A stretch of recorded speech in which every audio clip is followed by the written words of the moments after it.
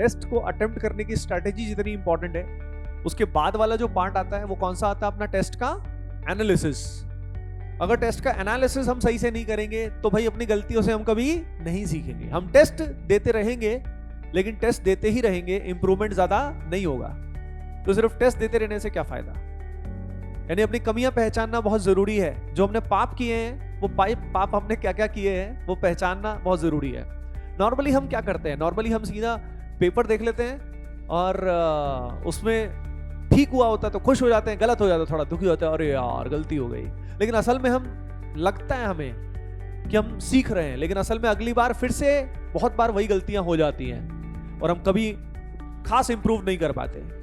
तो मैं तुम्हें तरीका बता रहा हूं विच यू शुड फॉलो। उसको करते हो तो बहुत बढ़िया रहेगा आपके लिए। डायरेक्टली पहली चीज मैं अगेन आपको बताऊंगा जो मैंने पिछले सेशन में भी बताया था इस बारे में, कि भाई आप रेगुलरली अगर टाइम बाउंड प्रैक्टिस करते हो तो ऐसे केस में एनालिसिस करना आसान रहेगा, क्योंकि पूरा मॉक टेस्ट एनालाइज करने में टाइम लगता है।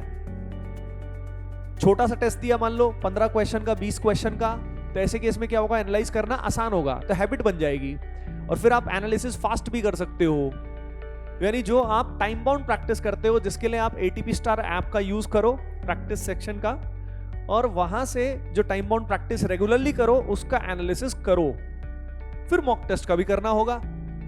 पहली चीज बता देता हूं, initially it looks like a time waste, लेकिन इसमें टाइम लगता है पर उसका इन्वेस्टमेंट का रिटर्न बहुत अच्छा आता है, आप जो सोच भी नहीं सकते। हमें कई बार लगता है यार एनालिसिस करने में तो मुझे 2 घंटे 4 घंटे लग गए। भाई शुरुआत में लगेगा टाइम, लेकिन धीरे धीरे वो समय कम लगेगा। क्यों? गलतियां ही कम होंगी पहले से। तो वो कब आपको रिटर्न मिलना शुरू होगा, कब आपको फायदा होगा, वो बता दूंगा। और कैसे करना है, सिंपल सा तरीका है, नॉट अ रॉकेट साइंस, बिल्कुल सिंपल।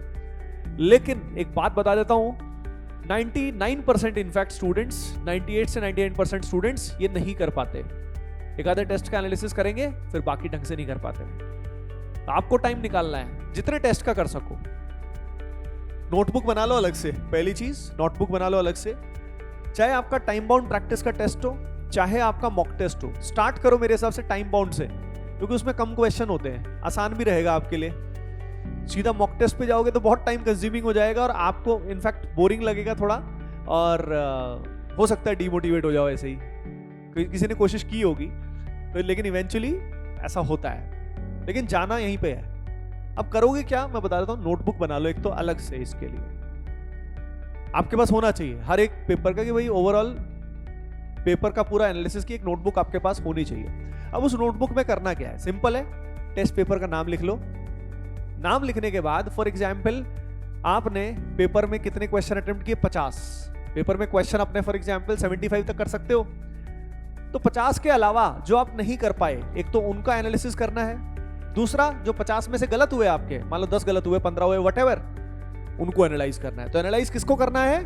जो आप नहीं कर पाए, अटेम्प्ट ही नहीं कर पाए, या जो अटेम्प्ट किए और गलत थे। अब क्वेश्चन नंबर लिखोगे। क्वेश्चन नंबर लिखोगे तो 2 कमेंट हो सकते हैं, या तो अटेम्प्ट नहीं किया, अटेम्प्ट नहीं किया तो NA नॉट अटेम्प्टेड, जल्दी करना है ना इसको। दूसरा गलत हो गया तो रॉन्ग लिख लो, WR लिख दो शॉर्ट में।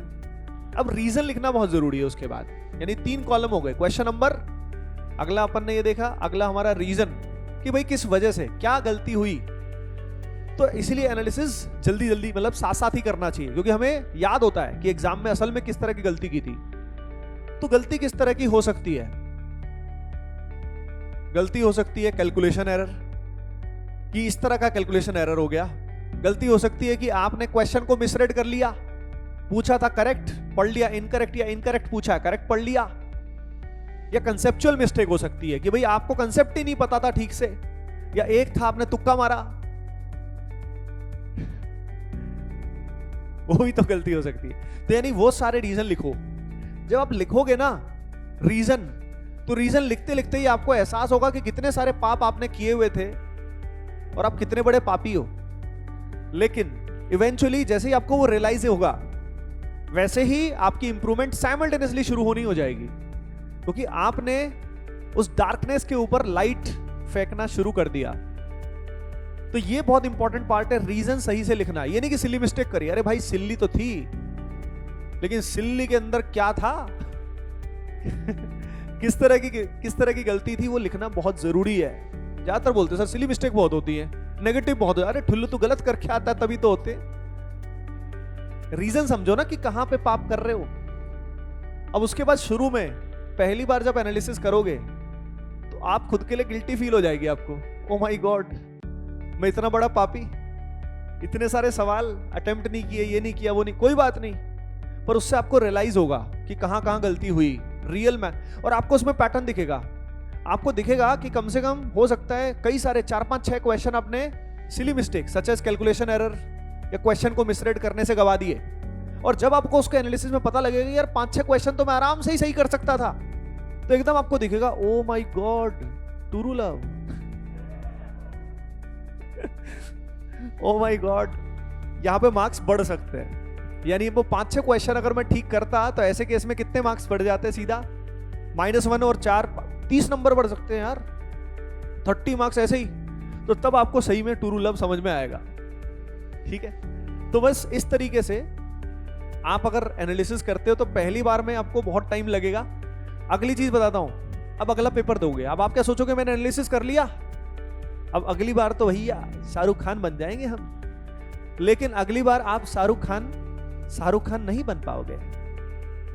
ठीक है, क्यों नहीं बन पाओगे? क्योंकि नई तरह के पाप करोगे, नई तरह की गलतियां करोगे। हम पैदा इसलिए हुए हैं गलतियां करने के लिए। अब ये मत बोलना कि मैं खुद ही एक गलती हूं सर। अब यहां पे एवरीवन फोकस करें। यहां पे आपका इंप्रूवमेंट होने में कम से कम 3 टेस्ट तो लगेंगे एटलीस्ट, क्योंकि आप नई नई गलतियां करोगे। तो 3rd टेस्ट के बाद यू कैन एक्सपेक्ट कि यार अब मेरे से गलतियां रिपीटेशन कम होगी। ज्यादातर स्टूडेंट्स यहां तक भी नहीं पहुंच पाते, मैं बता रहा हूं ना आपको, क्योंकि उनको आउटपुट नहीं दिखता, उनको रिजल्ट नहीं दिखता। क्योंकि ह्यूमन टेंडेंसी ना है यार, आजकल स्विगी जोमेटो का जमाना है, खट से एकदम से खाना आ जाए, एकदम से क्लिक करते ये हो जाए वो हो जाए। लेकिन यहां पे क्लिक करते ही कुछ नहीं होता, मेहनत करनी पड़ती, कई घंटे लगाने पड़ते हैं, मेंटोस जिंदगी नहीं चलती इसमें। तो ऐसे केस में मेहनत करनी पड़ेगी, टाइम लगाना पड़ेगा। But I guarantee you if you do this for like 3-4 test along with the time bound practice, उसका एनालिसिस करोगे, गारंटेड इंप्रूवमेंट आएगा, वो भी काफी सिग्निफिकेंट, एकदम से ही आएगा।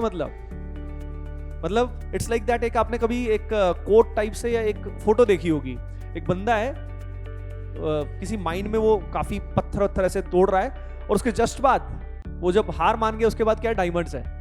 इट्स लाइक दैट ओनली, कि इसमें 2 टेस्ट 3 टेस्ट तक शायद उतना इंप्रूवमेंट ना आए, पर चौथे 5वें से आना शुरू होगा, और वो भर के होगा। तो उसकी कोशिश कीजिए कि आप इसको ट्राई करें, करना चाहिए आपको अगर आप चाहते हैं इंप्रूवमेंट करना। This is very very important. बहुत अच्छे स्टूडेंट भी इस चीज को ठीक से नहीं कर पाते, तो इसको करो यार, बहुत फायदा होगा। यानी बिना पढ़े भी आपके मार्क्स इंक्रीज हो सकते हैं, है ना। चलो, हाँ, क्या मॉक टेस्ट देना चाहिए? बिल्कुल, जितनी भी तैयारी हो रखी उतने का दे दो, पार्ट टेस्ट दे दो, कुछ दे दो। टेस्ट देना बहुत जरूरी है। बहुत सारे स्टूडेंट सोचते हैं मेरा पूरा हो जाएगा फिर करूंगा। वो मुहूर्त कभी नहीं आता, समझ रहे हो ना, वो दिन कभी नहीं आता। Right time is now.